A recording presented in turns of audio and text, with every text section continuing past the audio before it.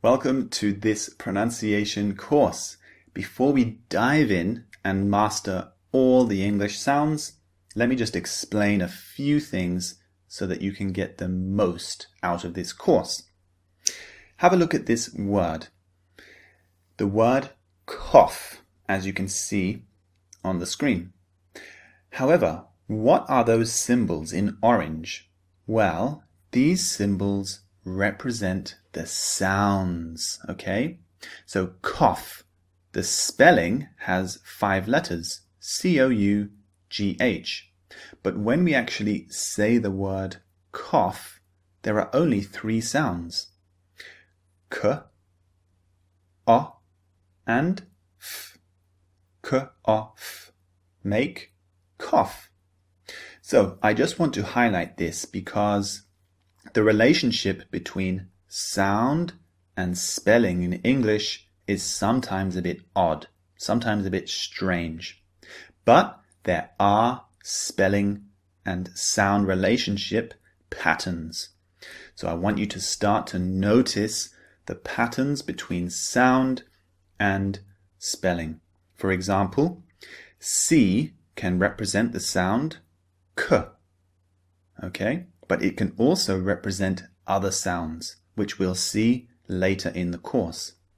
GH can represent the sound F, as you can see in the spelling cough. So just keep these patterns and relationships in mind. So the symbols that represent the sounds in English that you just saw in orange are the IPA symbols. IPA means International Phonetic Alphabet, which just means the sound alphabet.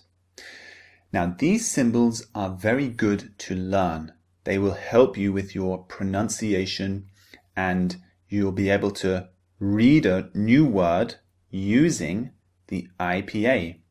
So during this course, in each lecture, I'll show you the symbol, the IPA symbol that represents each sound. So do your best to try and learn the different symbols which represent the different sounds of English. Now, another thing I want to highlight is that there are 26 letters in the English alphabet. But how many sounds are there in English? There are more than 40 sounds in English. What does this tell you?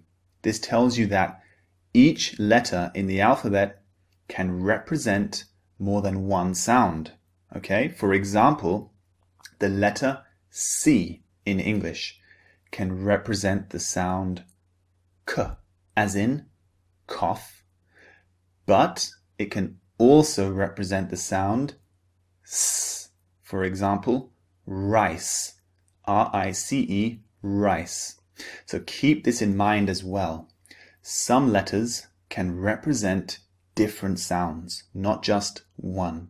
So English doesn't have a one-to-one relationship between spelling and sound. Now, let's move on to the first sounds. See you in the next lecture.